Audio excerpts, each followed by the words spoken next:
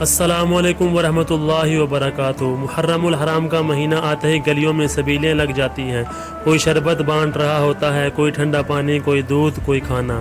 ہر طرف ایک ہی آواز گونجتی ہے، حسین زندہ باد۔ یہ نیاز، یہ دودھ، یہ سبیلیں صرف کھانے پینے کی چیزیں نہیں بلکہ یہ محبت کا اظہار ہیں، یہ وفا کی پہچان ہیں۔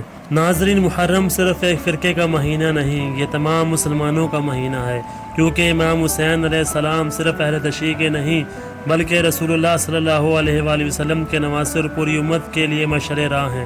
ہمارے اہل تشیع بھائی محرم میں مجالس برپا کرتے ہیں، ماتم کرتے ہیں، ذکر حسین کرتے ہیں، یہ ان کا عقیدہ ہے اور ہمیں ایک دوسرے کی جذبات کا احترام کرنا چاہیے۔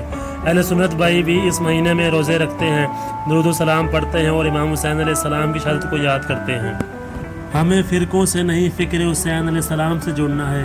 ناظرین، جب ہم سڑک کنارے سبیلیں لگاتے ہیں، لوگوں کو ٹھنڈا پانی دیتے ہیں، کھانے پینے کی نیاز بانٹتے ہیں، تو در حقیقت ہم یہ پیغام دے رہے ہوتے ہیں، ہم بھی کربلا کو نہیں بھولے۔ آئیے محرم کو صرف رسم نہ بنائیں بلکہ اپنے اندر وہ جذبہ پیدا کریں جو امام حسین علیہ السلام نے دکھایا، حق پر ڈٹ جانا، ظلم کے خلاف کھڑا ہونا اور صبر و قربانی کا پیکر بن جانا۔ اللہ پاک ہم سب کو اتحاد، صبر اور حق کی پہچان عطا فرمائے اور امام حسین علیہ السلام کے نقش و قدم پر چلنے کی توفیق عطا فرمائے۔